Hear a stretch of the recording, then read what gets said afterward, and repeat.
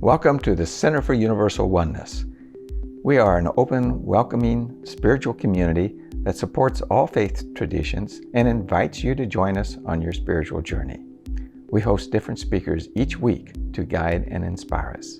We are guided by universal principles of acceptance of all that is sacred, and we strive to live in the oneness of love. Please enjoy this presentation.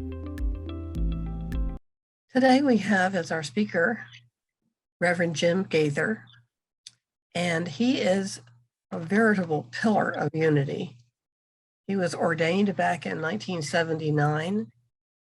He took the place right after Eric Butterworth in the New York Unity Church and is Minister Emeritus there. He has written for years for Unity Magazine and various other publications, and he's been deeply involved in the academics at Unity Institute. We are very privileged to have as our speaker today, Jim Gaither. Take it away. All right, thank you for the lovely introduction. It's great to be back with you again. It's been a little while since I've been here, and I very much find myself in tune with the spirit of what you're doing and your basic mission ideas. So it's always good to be here with you. And I am going to speak today on simple practical mysticism, path to union with the infinite one. So there is an underground stream, I guess you would say, of spirituality that flows through every religion in every age around the world and has for thousands of years. In every generation, there have been those who have experienced union with ultimate reality and have described it in the same way and have often arrived at that experience in the same way. This ultimate reality is called by many names, many traditions, and many languages. And so it may be referred to as God, Yahweh, Father, Mother, Allah, Brahma, the Self, Tao, Nirvana, or the One. Many names, but the description and the experience is described in pretty much the same way throughout history and around the world. These mystics have tended to be, I'm going to say, on sort of the fringes of their faith or of their religious tradition, but sometimes they're mainstream, depending on the place, the time, the culture of the time. So though the One is called by many names, the nature and experience of the One is the same. We may look at one of the earliest traditions that express this mysticism and see it in India and Hinduism, which has always been a very sort of mystical religion. This passage you see here is from the Upanishads, written some 2,500 years ago or so. It says the self is everywhere, without a body, without a shape, whole, pure, wise, all-knowing, far-shining, self-depending, all-transcending, in the eternal procession assigning proper duty. So very early on in the Upanishads, there's the idea that the ultimate is referred to as the self. The self is God and God is the self, whereas they say it, Atman is Brahma and Brahma is Atman. And this self is everywhere. There's one self everywhere without a body, without a shape, incorporeal, as it's sometimes called, fully self-depending. And everything, according to this mystical paradigm, everything emanates from the One. So our experience of our sensations and of ourself emanate from that, and we can, in consciousness, turn back to that experience of the Divine One. Around the same time that the early Upanishads were being written in India, in China, Taoism emerged. And in the Tao Te Ching, we find another idea. Well, the Taoists don't call this ultimate reality God, they call it Tao, the way. We find at the very opening of that book that the Tao which can be expressed in words is not the eternal Tao. The name which can be uttered is not the eternal name. Without a name, it is the beginning of heaven and earth. With a name, it is the mother of all things. Mystics generally think of the nature of this ultimate reality as ineffable, indescribable. And at the same time, they recognize the need for concepts, for ideas, for ways of talking about this ultimate. So without a name, in other words, without being able to be described, it is the beginning of all things. It is the beginning of heaven and earth with a name. In other words, conceptually, in mind, in our consciousness, it is the mother of all things. These ideas that we find throughout the mystical traditions, wherever they come from. Another example is from Greece. Again, roughly the same era. In Greece, we have the Pythagoreans, and this is a quotation from the Pythagoreans that expresses their mysticism. This is really sort of the beginning, the deep underground stream beginning of mysticism in the West, and also to a great extent the beginning of philosophy, mathematics, and music theory, the Pythagoreans. And for them, the ultimate is described in terms of oneness, unity. Unity is the principle of all things and the most dominant of all that is. All things emanate from it, and it emanates from nothing. It is indivisible. It is everything in power. It is immutable, that is to say, unchangeable, and never departs from its own nature through multiplication. So again, this divine one. And these mystical traditions also have generally have a kind of healing impact, or are reputed to have a healing impact on those who are acquainted with it. The Pythagoreans were one of the most highly regarded communities of healers in the ancient world. Then, some 700 years later in Rome, we find Plotinus, who described a metaphysical system that is fundamentally mystical, everything emanating from the infinite one. And it was a teaching about returning to the one in consciousness, directing one's attention away from the external to the inward. And Plotinus described the mystical experience in the terms that you see here on this slide. This is ecstasy. It is the liberation of your mind from its finite consciousness. When you thus cease to be finite, you become one with the infinite. You realize this union, this identity. So the self, what we ordinarily think of as the self, merges in the mystical experience, merges into the one self, the ultimate reality behind all things and from which all things emanate. So we see it in India, we see it in China, we see it in Greece, the same kind of perspective expressed in somewhat different terms in each tradition, but still we can see the family resemblances of what they're talking about. We see it also in the Buddhist tradition, again, right around the same era as Plotinus, from a book that is extremely difficult to date. It appears to have been written originally in China, then originated in India. Then it was brought to China, where it was translated into Chinese, and then the full script, was condensed into a shorter text in Chinese, taken back to India and translated to India. So it has a long and sort of muddled history, but it's a beautiful piece, and it expresses this connection of Buddhism with the mystical tradition. And so in the Buddhist Heart Sutra, we find these words: one in all in one. If only this were realized, no more worry about your not being perfect. So if you get nothing else from today's message, I hope you have no more worry about not being perfect in this realization of one in all and all in one. So this mystical tradition continued to flow through the ages, through in Hinduism and Christianity, then later in the Islamic Sufi traditions. Here we see an example of an early Christian mystic from the Eastern Orthodox tradition, Gregory of Nyssa. He said, "For when one considers the universe, can anyone be so simple-minded as not to believe that divine is present in everything, pervading, embracing, and penetrating it?" Here we find in the Christian tradition this idea of the thoroughgoing immanence and omnipresence of the divine in everything, pervading, embracing, penetrating everything.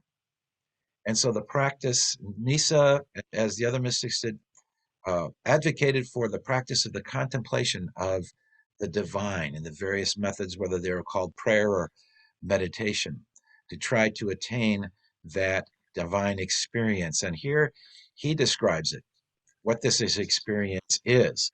We contemplate that we may merge into the deep and dazzling darkness, vanish into it, dissolve in it forever in unbelievable bliss beyond imagination. For absolute nothingness represents absolute bliss.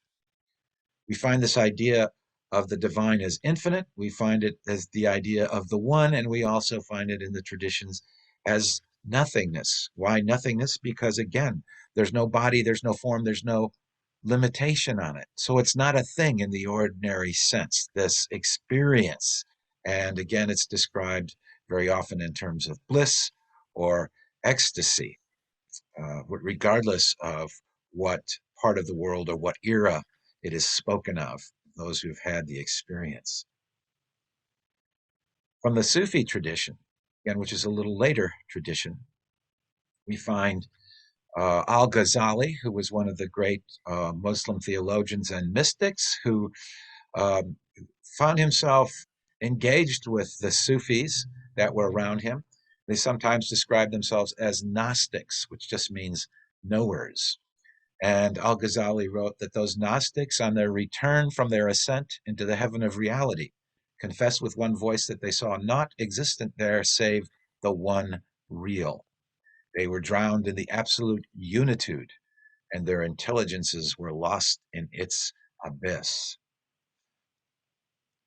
We see these, again, these descriptions, the entering into nothingness that nevertheless is bliss, that nevertheless is a consciousness and a knowing, a Gnosticism in this experience. The tradition continues around the world, east and west, well into the present era. One of my favorites from Hinduism, 19th century Hinduism, is Ramakrishna, who was considered by his followers to be an avatar, a god incarnation, and from that group originated what's called the Vedanta Society. Some of you may have heard of the Vedanta Society. Some of you may have heard of Swami Vivekananda, if not of Ramakrishna. And Ramakrishna expresses something of the spirit of mysticism that, again, we find throughout the ages in one way or another, sometimes subtly, sometimes openly, where he says different creeds are but different paths to reach the same God. And when the divine vision is attained, all appear equal. There remains no distinction of good and bad or high and low. In other words, it's this idea that all things are reconciled in the divine one. We lose our limited sense of judgment in the experience, the absolute unity and bliss of the divine. And so, as I say, the tradition continues, and part of that tradition in unity and the teachings of unity and new thought. Unity is part of this underground stream of mysticism. But now that stream is emerging here in the 20th and the 21st century, emerging into a broader consciousness of humanity. Charles Fillmore often referred to, Charles as the co-founder of Unity, referred to God very often as divine mind or spirit. And he said this in one of his earliest writings: "There is goodness everlasting and joy beyond expression in a perfect union between your mind and this perfect mind." So here we see a straightforward statement of the mysticism of Charles Fillmore that's at the root of unity. We often speak of metaphysics, but unity is, one might say, a metaphysical mysticism or a mystic metaphysics. And he expresses very early on this ultimate goal of mysticism, this union between our consciousness, our mind, and the infinite mind, the infinite one, this divine mind. And Charles also recognized, as Lao Tzu did before him, and as most of the mystics have said, that this ultimately, the divine, when one has this experience, one realizes that the divine cannot be fully expressed in ordinary language. Language is the limitation of mind, Charles wrote. Do not expect the unlimited to leap forth into full expression through the limited. Words never express that which God is. So the words may take us to the doorstep of union with the divine, the infinite oneness, nothingness, God, Tao, whatever we call it. It can take us to that doorstep, but the words never describe that which is beyond description. And so he goes on, Charles went on to say, yet we may know God. We may know, experience God. We may have the Gnostic experience and become the vehicle and expression of God. God, the unlimited fount of life, health, light, and love. The language and ideas of the mystics can seem strange to us, often paradoxical, because we think so much in terms of concepts and language. They speak of the ultimate reality as beyond ordinary perception, feeling, and thought, and yet as something that we can directly experience in this life, and that is our ultimate destination. Despite the strangeness and complexity of mysticism, the method of mysticism can be described in very simple terms. It is simplicity itself. It can transform consciousness and experience, as the mystics have always known. In the 19th century, New Thought, including Unity and the other movements, discovered a practical side to the contemplation of the divine, to adoption of this mystic paradigm of the infinite one. That they discovered that on this practical side, we can use this in the practice of the contemplation of the divine. We can experience transformation. We can experience guidance, healing, abundance, and joy. Because the heart of mysticism, at the heart of mysticism is a very simple idea and a practice that is described variously in somewhat different language in different spiritual traditions and ages that have been inhabited by the mystics. The essential method of mysticism is concentration on ideas of the divine, on ideas of the ultimate, whatever they may be, whatever language we may have. The contemplation and concentration on those ideas can bring us to that experience of the divine presence. So today I'm going to focus in on two descriptions which are, I think, very clear and helpful for demystifying mysticism. One of the descriptions comes from a 17th century Catholic French woman, and the other from a 20th century Irish, English, American New Thought teacher. And as you hear these teachings, I invite you to remember that infinite mind does not care what names and pronouns you use in prayer. The infinite one is beyond that. It does not care how you address it.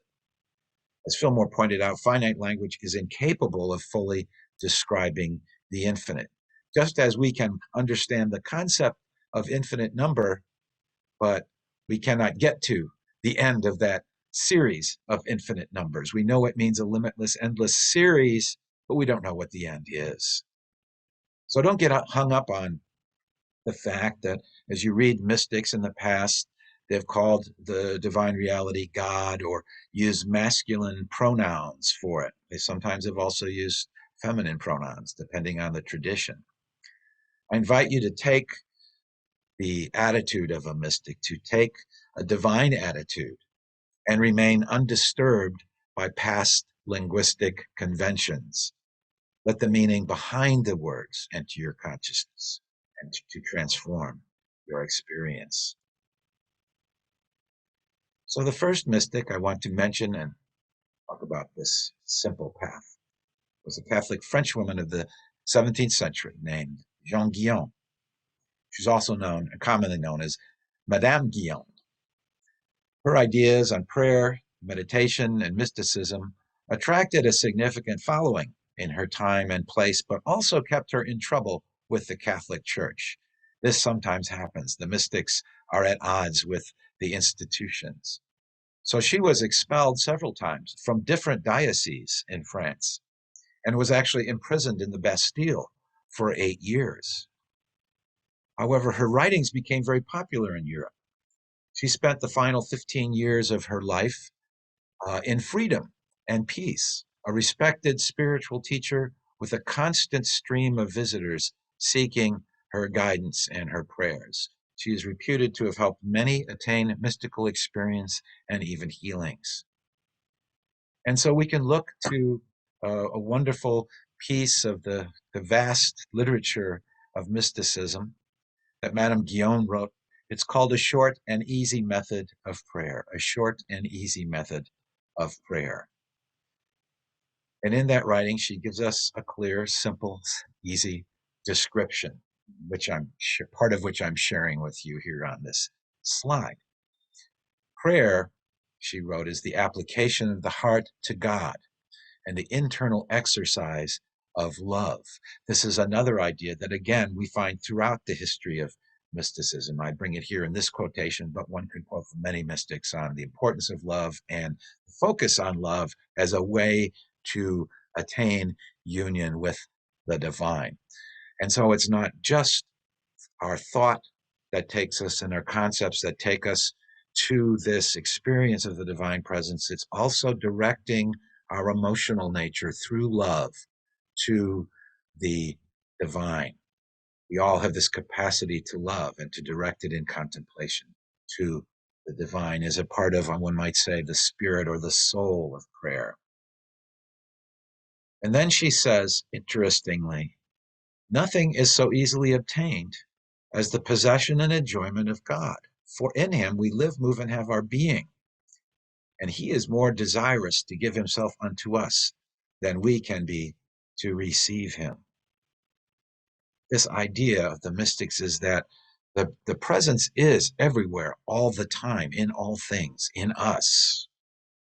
And so it's there for us to experience as we direct our hearts and our thoughts to the divine. One could even say, in a sense, as Madame Guyon says here, that the will of the infinite one is to be received into our hearts and consciousness. That's the divine will. And so your desire to know God, your desire to experience that presence is actually God's desire within you to have that experience. And so the prayer, the method, in addition to that cultivating the consciousness of love, Madame Guyon says, our direct and principal exercise should consist in the contemplation of the divine presence. We should be also exceedingly watchful and diligent in recalling our dissipated senses. So I need to clarify that idea a little bit. The idea of recalling our dissipated senses.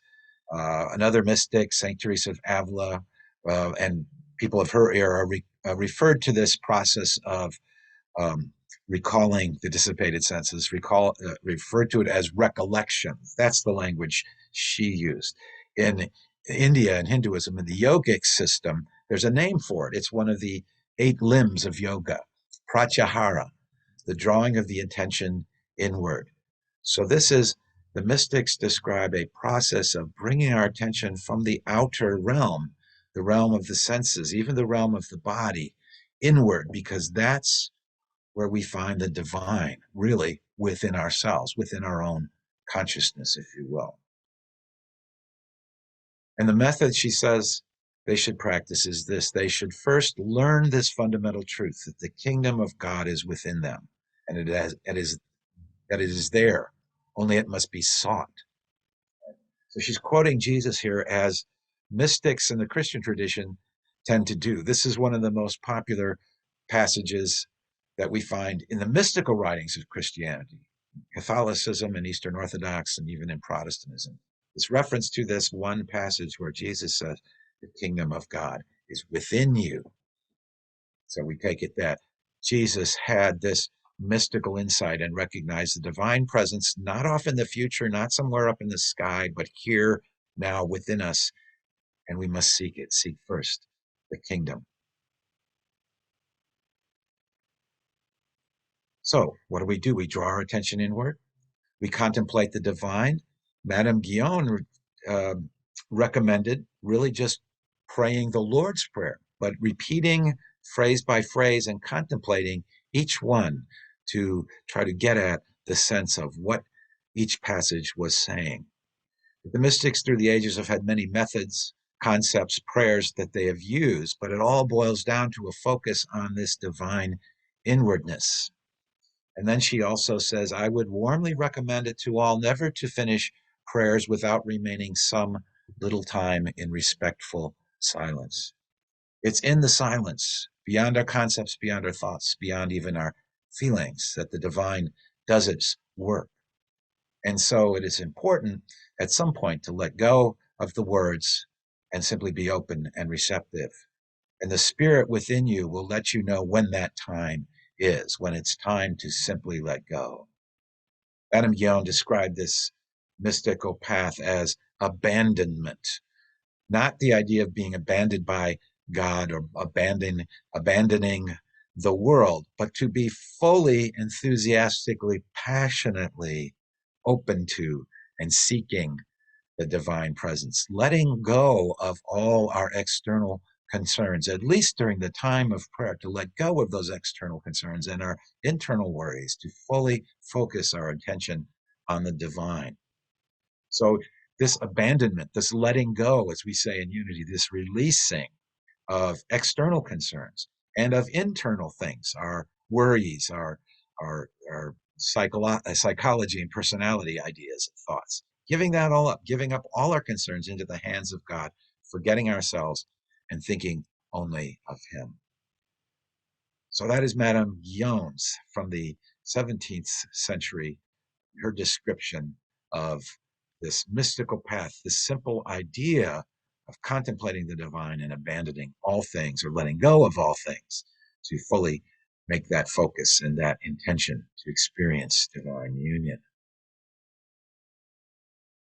So the second mystic, I said there were two, second mystic from the 20th century is Emmett Fox. And many of you have probably read some of the writings of Emmett Fox. It's clear to me from his writings that Fox was a true mystic. Everything he said echoes what other mystics have taught. His essential perspective on prayer is virtually identical to what Madame Guyon describes and what other mystics and other traditions have described. Now, Fox was educated in science and he has a scientific turn of mind. He became an electrical engineer. That was his first career. But he soon discovered his true calling. His true calling was to teach what he sometimes referred to as the science of spirit or the divine science. Eventually, Fox moved to the United States. He lived originally in Ireland and then in England. He moved to the United States and he established a ministry in New York. And that ministry every Sunday filled Carnegie Hall in New York City, which, if you haven't been there, is a pretty good sized space. Fox wrote books that sold millions of copies. He may be the best-selling New Thought writer, all things considered. His classic Sermon on the Mount is an interpretation of Jesus's teachings focused on the Sermon on the Mount, has much in common with Eric Butterworth's later writing, Discover the Power Within You, in terms of the content. In fact, Emmett Fox's Sermon on the Mount was used extensively by Alcoholics Anonymous before they published their big book. It was one of the books that was commonly studied and read by people who were members of that community, that healing community. And Fox wrote a little pamphlet that I highly recommend you get a copy of if you can. It's called The Golden Key, if you haven't already been familiar with that. And in that short work, he lays out the essence of practical mystical prayer. The application of this method can result in healing and other demonstrations. Since it is essentially the same as the methods used by mystics through the ages, presumably this is a method that can lead to the experience of the mystical union. We apply it with diligence.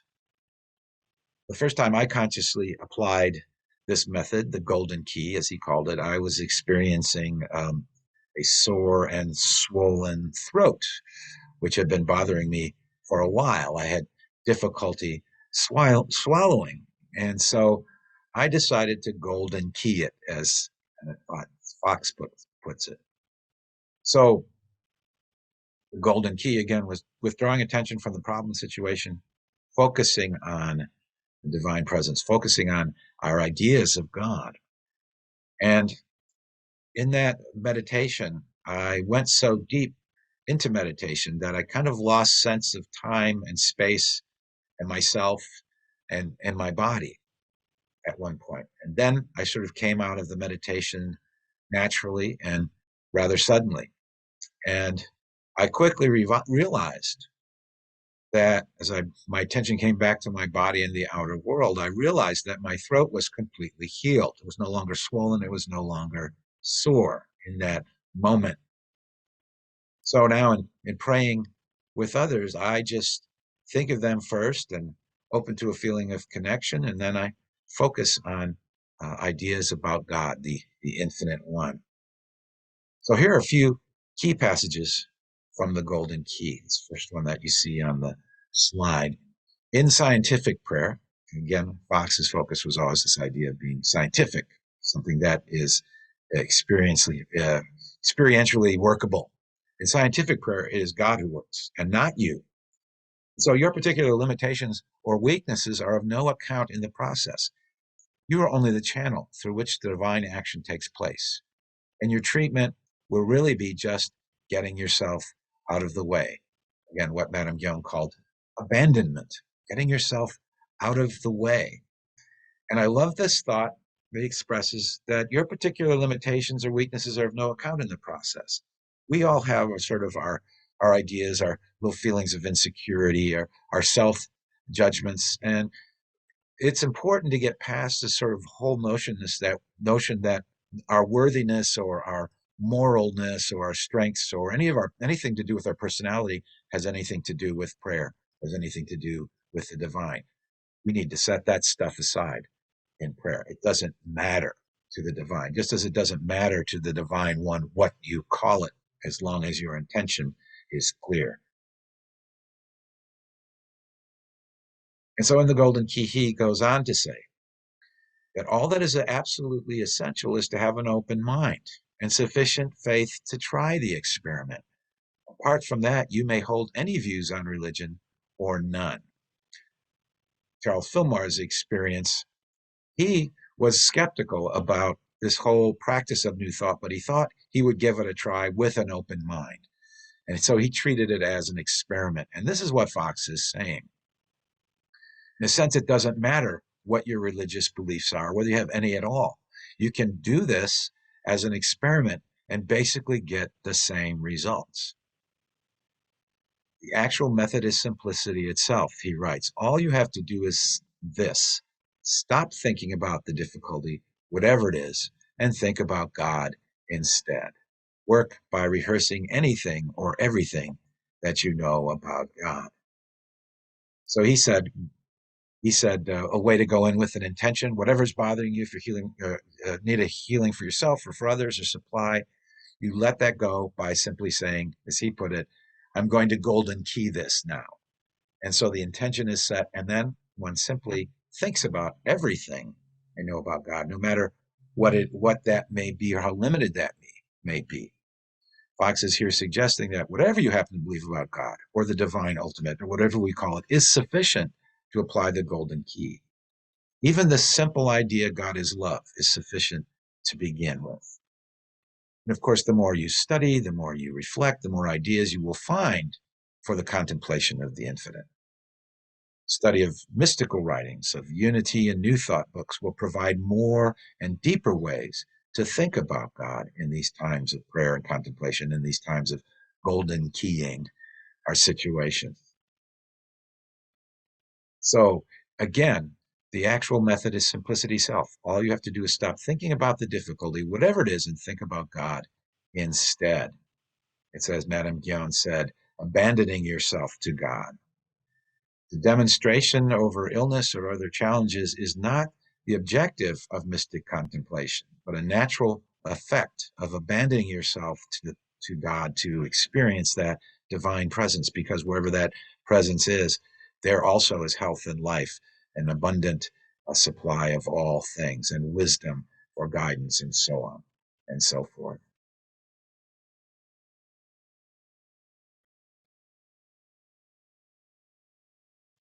Fox goes on to address something that's fairly common, especially with people who are just beginning to practice meditation. Our minds tend to wander. Our minds tend to wander.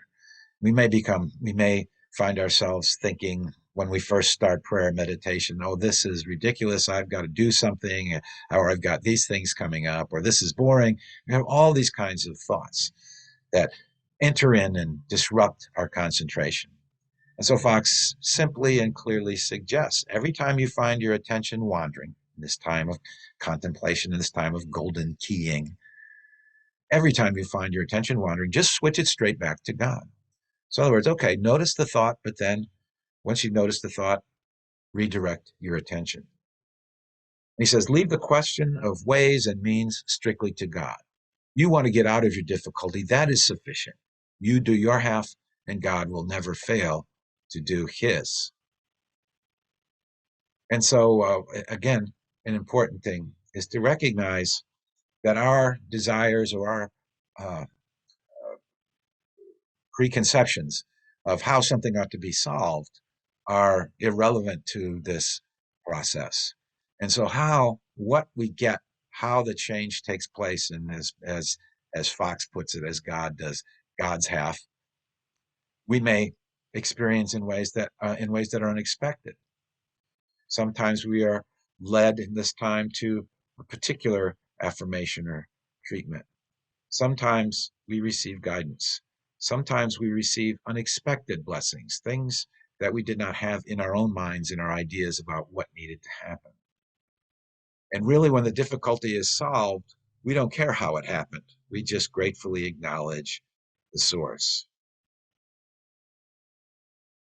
So what the idea, again, as he puts it, is to become so absorbed in this consideration of the spiritual world that you really forget for a while all about the trouble concerning which you began to pray.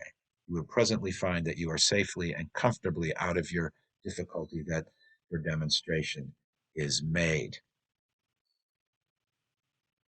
So, and there is a real forgetting of the trouble in some of these deeper states of contemplation. Whatever it was that was troubling you just sort of disappears from your consciousness. And when that happens, the outward expression is sure to follow, even though we may not know exactly what that outer expression is or how it will look.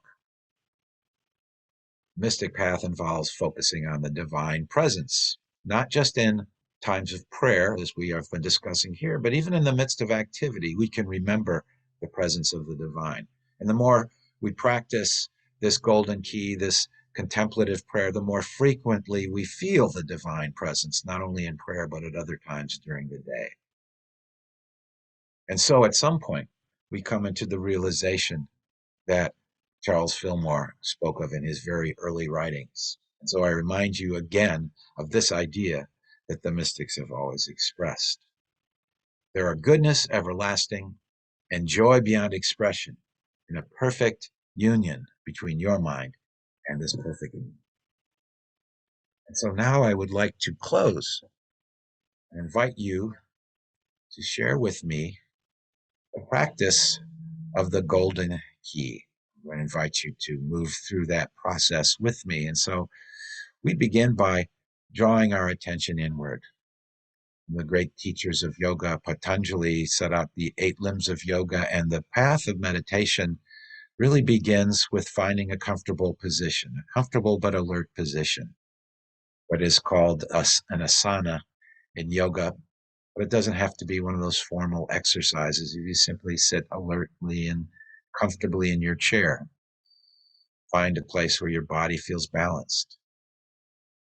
The second limb that Patanjali spoke of was breathing, observing your breathing, pranayama. So I invite you to take a few moments to do that, just to begin to relax and move your attention inward. Just feel your breathing without trying to control it, without trying not to control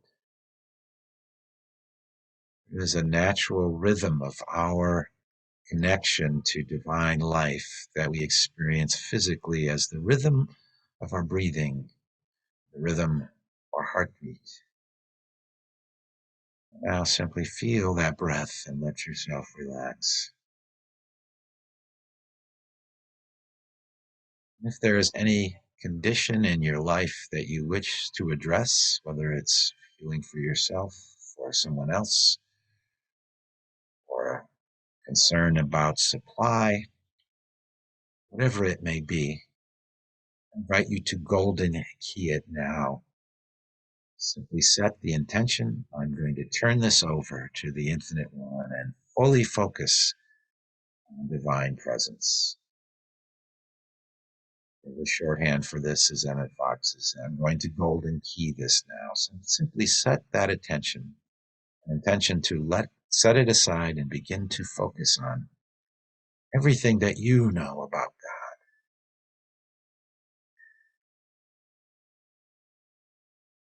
So this focus begins with what you know, what you believe about God. It can be as simple as the idea that God is love.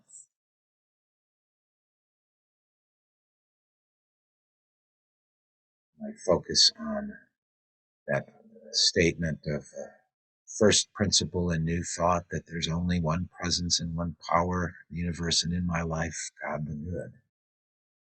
Use an affirmation like that. Think about the ideas that you associate with God: omnipotence, omniscience, omnipresence, absolute good, love, wisdom, light,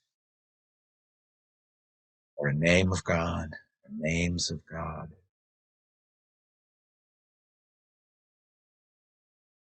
The idea that the name of God is I am. Yahweh means I am that I am.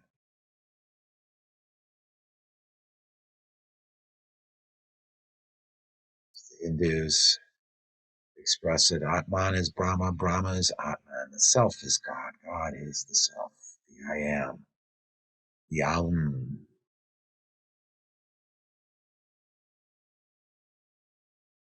So this process is a process of moving inward, focusing only on your ideas about God and being receptive to the experience of that. And so now the leading must be from within, letting the spirit within you, the divine within you, guiding you towards itself, what to think, what to contemplate. And so now I will be quiet, and we will all sit in silence and contemplate, think of all the ideas that we associate with the divine, with the Infinite One. Be still and know the I am God in silence.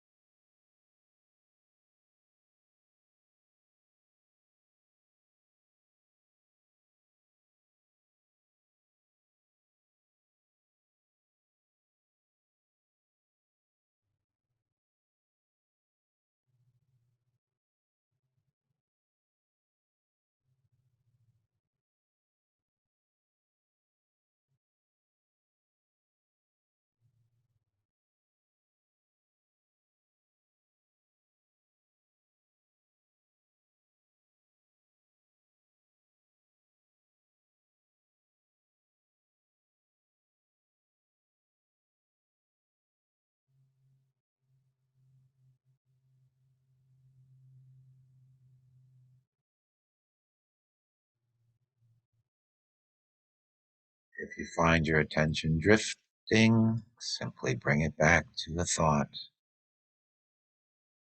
of God, the divine, the one.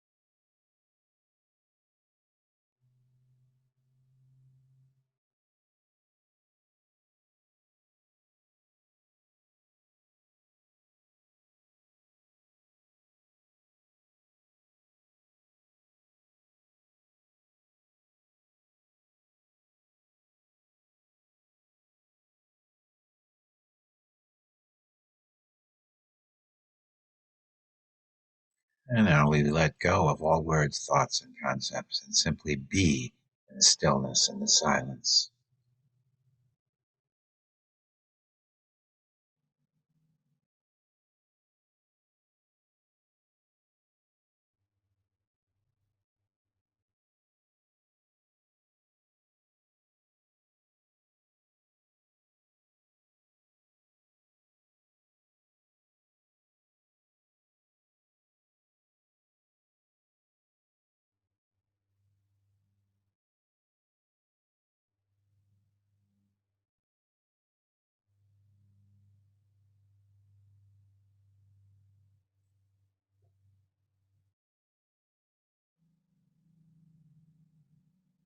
Close this time of experiencing the divine presence with grateful hearts. We have released whatever is concerning us to the absolute good omnipresence, the infinite one, God, to the Christ within. Whatever we think of that, we release it. We trust that divine order is now established in all things. And so it is. Amen.